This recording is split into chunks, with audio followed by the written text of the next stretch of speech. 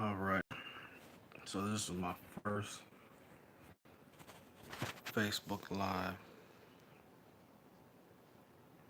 not Facebook Live, my first YouTube Live. I'm already going through some changes, but so I'm doing this because I had on my mind a lot. I have a lot of things on my mind dealing with the things people say versus the things people actually do. Um,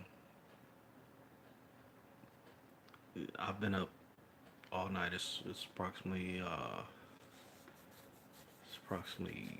6:20 right now, and in the morning on a Saturday, and I haven't been to sleep because I've been trying to absorb as much information as I can.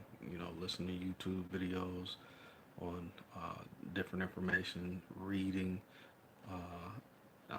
different stuff, and just trying to absorb information in order to move to the next into the next direction that I need to go in. Sometimes you think you have things together, you think you have everything uh, set to where you can have a consistency, but that's turned into instant failure because of unforeseen things. You never know what will happen to cause you to kind of slip and fall. But my thing is that if you believe in yourself and you believe in something, then you need to put in the energy, the effort, and just more than just talk. You need to do. You need actions behind it. A lot of people just want to have faith and want to believe, but they don't want to put anything behind it. But they always have something critical to say about what you're doing. They always have something critical to say about what it is that your energy is pushing.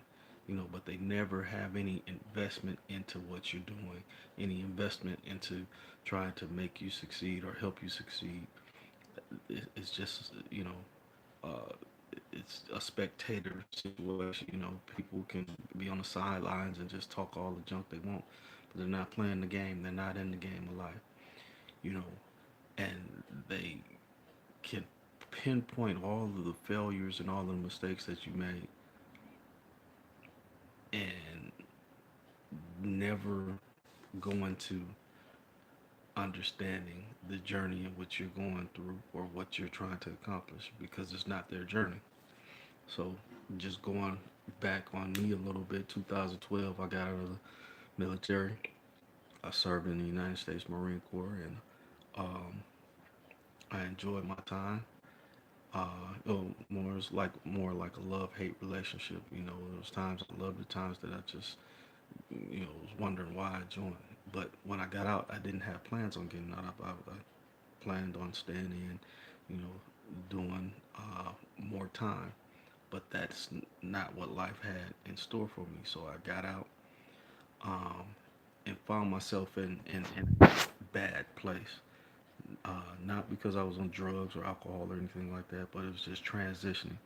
My transition was a little rough. So I found myself homeless. Was living in my car for I think about 8, 9 months, about as long as my deployment in Afghanistan. And I was super depressed. I was super depressed because I was out of the military and I didn't have plans to get out. I was super depressed because the programs and the things that were supposed to be available for assistance to help me transition properly uh, uh, were misleading in a lot of senses. And I was just kind of lost. I was trying to figure life out. And it was like life didn't want me to figure it out. So um, I was really in a dark place. I was, had thoughts of suicide, had major depression. Didn't want to talk to anybody, meet anybody new. Didn't want to be around family. Didn't you know? Just I was just depressed and had a lot of anxiety. It was when I go out in public, my anxiety was just on 5,000. Just jittery and didn't like to be around people. Didn't trust my surroundings. But I got through that stage. Um, I have I wouldn't say relapses, but those things still affect me, but not as severely as they did. They they've transitioned to other things, just as bad, but it's something that I deal with daily. It's something that I cope with every day in order to try to move forward and find success out of all of my broken pieces. But moving from that, uh, I I was homeless for a minute. The one thing that kind of kept me going was that before I got out of the military, the doc that did my uh, exit physical had put in paperwork for me to receive benefits. I just wanted to get out. I was ready to get out. I didn't expect any kind of benefits, no disability or anything like that. But the doc was telling me that I had issues, and I said, Doc, I don't have any issues. I just want to leave. I just sign the paper so I can finish. My um finishing getting out. And so he wouldn't do that. He just got me some paperwork, told me to go to another location and submit it, and then that started a claim towards my military benefits. And so knowing that in the back of my head that there were claims out there, and I was possibly going to receive disability, that kind of kept me going. When I got out, even though I was doing homelessness and stuff, I did my resume up. I had my resume done. I paid $300 to a professional that was uh, used to doing resumes and getting people prepared for interviews for E level or C level, executives or corporate level people. I was the first person that he had um, assisted that was going to potentially make less than 500K a year. And so he was excited about helping me and everything. He converted my resume to have all of the right wording for what the civilian world would be looking for. Did all that, paid the money, 300 some dollars, and I didn't receive one job from that. I did some interviews. I filled out dozens and dozens, hundreds of applications, and did dozens of interviews. Dressed up, I was in suits and ties and stuff, clean shaven, haircut, all that good stuff, and didn't receive any positive returns on the investment of the resume and my time and service and what it was I was looking for. My thing was, you know, I went to a lot of different jobs and tried because I have a background of skillful background because when I joined the military I was 30 years old, so I had already lived life. Worked at insurance companies, did work for law firms. Started out in the family business and doing collision work. So I had a plethora of skills that I could put on the table, and plus I had my military experience. But none of those things turned into uh, jobs that provided a livable wage, something that I could create a future off of. Um, and being that I was, you know, 4 years older from the time that I joined the military, I didn't see myself starting back at zero or starting back at um, a platform where I've already been, but I've gained more information. I've gained more skills. I've done more things. I've seen more things, and I broadened my information and my knowledge and my skill set. So, um, I had a standard. My standard was I wanted a certain amount of money, and that's what I was looking for. So, because of that, I had a struggle um, with what I was going after because those companies or the different things I went after, they didn't see the same value that I saw in myself. So um, I I didn't receive any positive feedback on the interviews and things like that. On the other part of it, I registered for school, and the first few weeks, my professors, they were thought I was the greatest thing ever. Had very intelligent conversations. I was responding in class, all these different things, but the stuff just started getting rough. I couldn't concentrate. It'd take me an hour just staring at a page just to read one paragraph. Not because I can't read, but because I couldn't concentrate. I couldn't focus. I couldn't figure out what to do in order to get past those anxieties and those issues that I was having, being that had that I was transitioning, still mentally out of the military. So, and this is still in the first year of me getting out. So was busy. I was doing stuff, even though I was homeless. I was still trying to be proactive. I was still motivated. Like, hey, life is going to turn around. Being optimistic about it. But as time went on, that optimism just started turning into a dark space, and to start turning into um, a very painful thought of depression because it went from I know I can accomplish something to what was the point? Why did I join? You know, and being older, it's like, well, everything I did was for nothing. That's the feeling that I had. And so I couldn't continue with school because I couldn't figure out how to succeed. My thoughts, my mind was racing all over the place. I couldn't focus. I couldn't. People were irritating the heck out of me. I was still, in that mindset of the Marine Corps to where everything was out of regulations. I couldn't snap out of it. And so I had to drop school because it was more of a waste of money than it was me getting towards a degree or something. So I had to figure something else out. Didn't know what, couldn't figure that out on what I needed to do, but I was, still trying to move forward. Now, mind you, I was receiving unemployment income, or not income, my unemployment through my time in service. So I had that, but when it came to trying to rent places and things like that, get an apartment stuff, I couldn't use that as a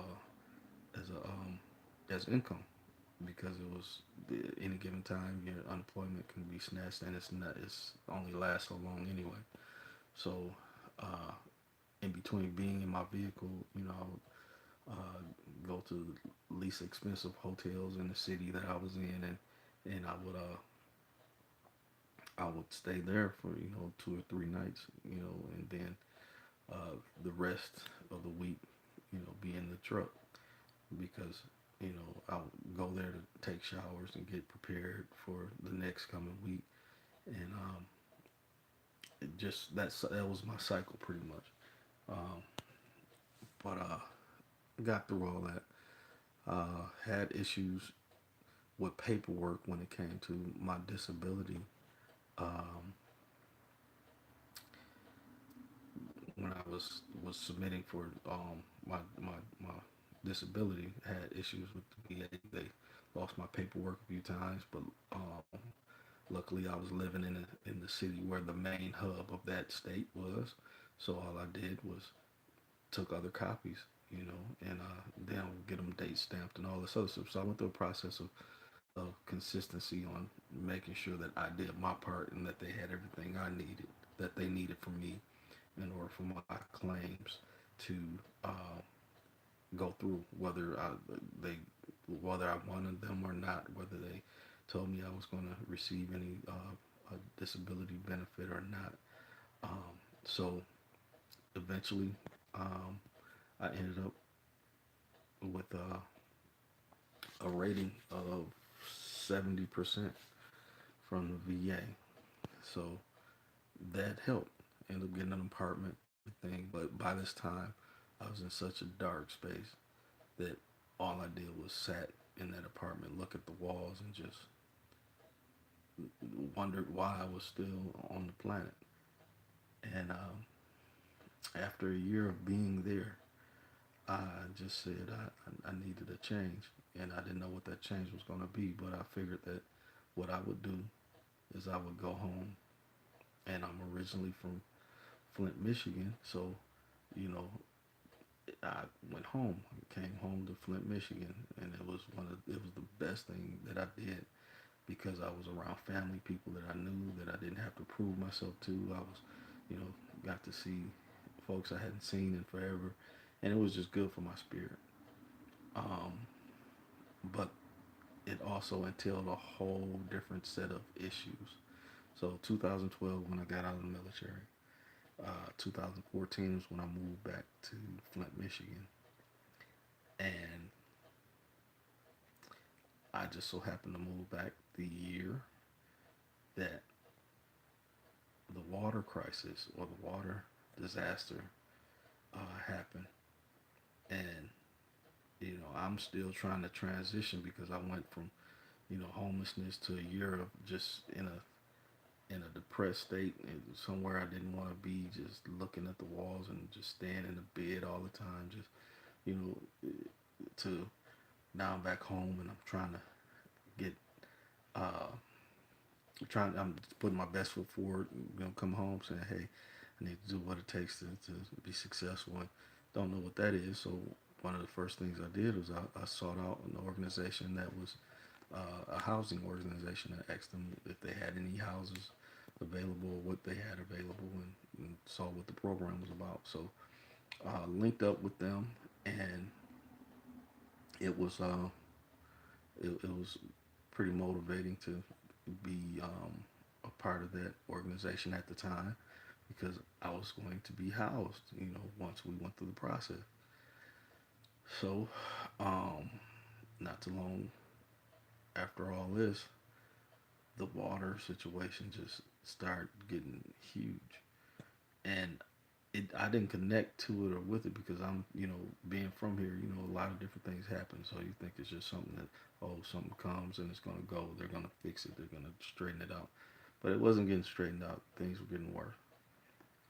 And so I started to go to different meetings and different um, just different meetings that pertain to the issues.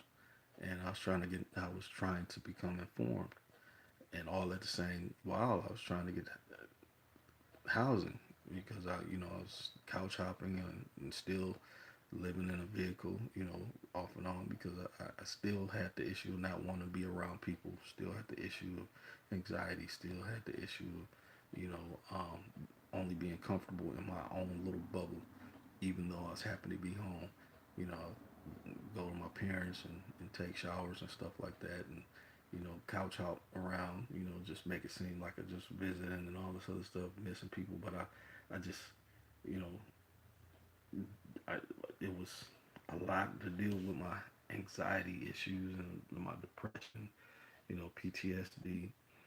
Um, but I'm home, so it wasn't as rough as it was being somewhere else and being in a different state, different city.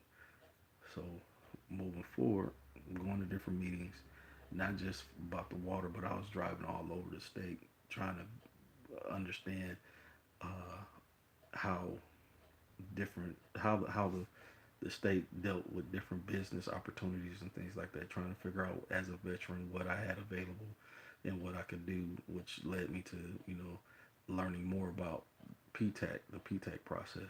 And I'll talk about that in a different sense. But all these things happen, and my whole point to this is that I believe and believed in myself to be able to move forward or transition from the military to be successful as a civilian. But that belief didn't help me to get anything done. Only my actions behind the belief helped me get stuff done. Believing is one thing, but you have to get up. You have to put forward an effort. And I said all the other things I said in order to say that your story or your background or the things you deal with may be a major hindrance, but they shouldn't completely stop you.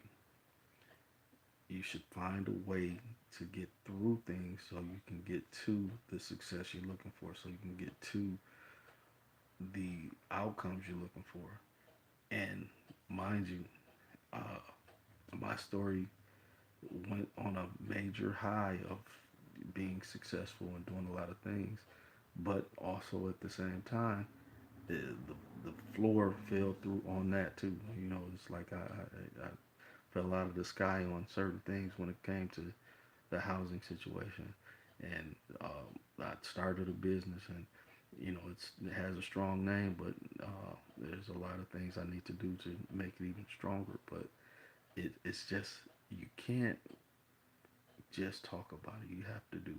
And the only things that have pushed me forward with the thoughts that I have is the actions I put behind those thoughts. The only things that have helped my beliefs become tangible is the actions that I put behind my beliefs.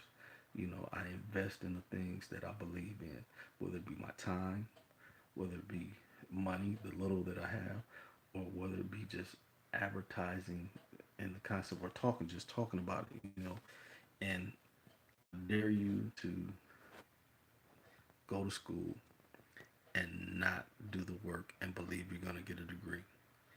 I went to school. I was doing well the first few weeks, first month or so that I was there, but then I was unable to continue to compete on the level that I needed to in order to get what I was looking for.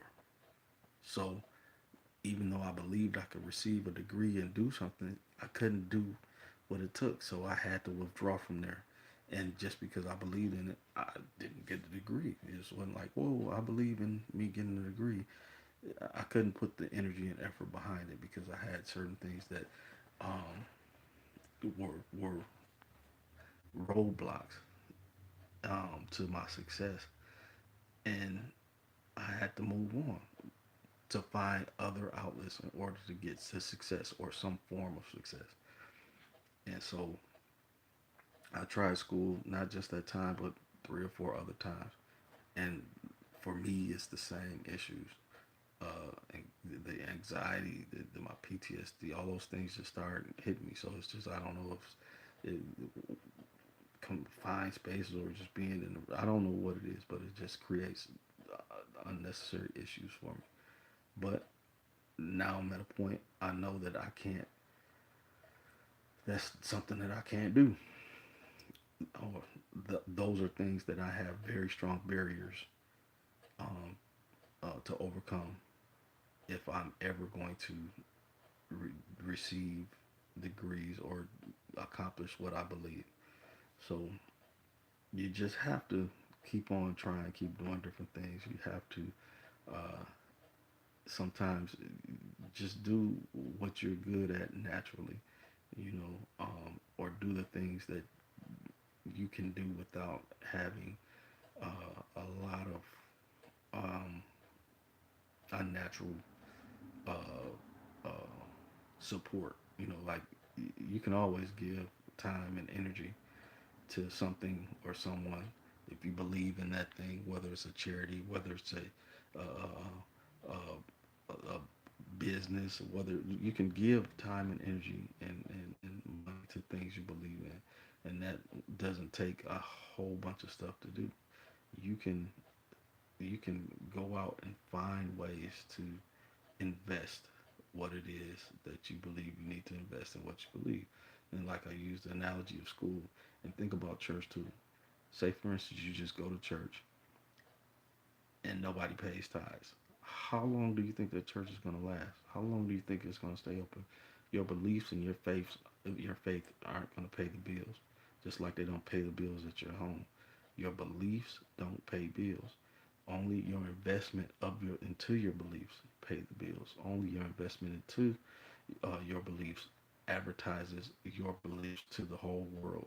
Only your investment into your beliefs gives a platform for others to understand what it is that you believe. But if you don't invest in your beliefs, then all you're doing is talking. And talking only goes as far as the actions you put behind them. And that's what I'm saying. I got a lot more, so I made a very long story short. And but I just wanted to get that out and say that. Hopefully some out of it. But that's what I had in my head and in my spirit. So I just wanted to get it out. Thank you much. Now I gotta figure out how to do this video and cut it.